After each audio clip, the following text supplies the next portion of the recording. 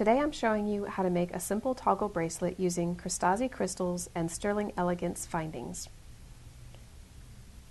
To begin with, I'm going to lay out a simple bead pattern, and for my pattern here I want to get up to about 7 inches, which is pretty much a basic bracelet length, and then that also keeps in mind how much space the toggle will be taking, which is about another ½ an inch or so. So there I have my design laid out, and this is actually a nice felt surface so it doesn't roll around or anything. And here I have a silver beading wire, and I'm going to go ahead and cut. Actually, I think this is pre-cut, pretty much. I've got about 10 inches, which is just about how much I want because I want the extra length so that I can work with it easily. And this wire is great to work with because not only is it flexible, but it's still firm enough that you don't need a needle or anything. You're just going to be threading your beads right onto it. And what I'm going to start off with is a crimp bead because I'm going to go ahead and create one of the tail ends here so that my beads won't be running off. So to begin with, I have the end here. I'm going to go ahead and thread on one of the crimp beads.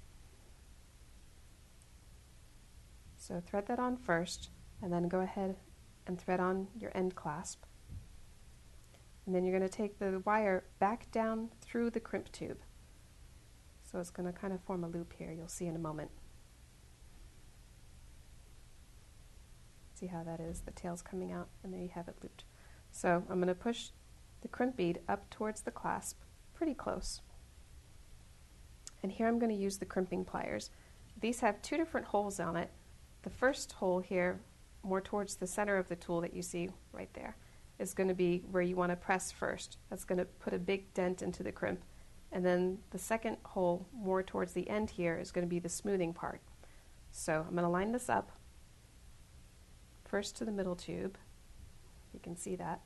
And this is going to crush it right there into a U shape. Okay? And then I'm going to turn it to the side. And this one is going to bend it smooth. So it's going to fold right over. See that? And I just did that over the very first part of the prong. There we are. So now you see I have a secured connection here. Now it's just a matter of threading on the beads. You can leave this tail because the beads can just be threaded right over it. Alright, so you can see now that I have threaded on the beads and I have my tail end of wire here. I want to go ahead and finish by connecting the second half of the clasp. So once again, I'm using a crimp tube. Go ahead and thread that on, as well as going through the loop of your clasp. And this time you'll want to bring it kind of close to your last bead so that you don't have large gaps here.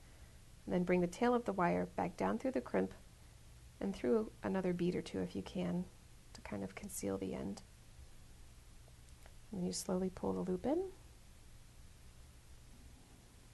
So there I've got this nice and close, no large gap. Now I want to go ahead and press the crimp flat. So once again I'm going to use the crimping pliers. First use the innermost circle that's going to press it into like a U shape. So here we go. I line up the crimp, press it nice and firm, and here I have that U shape.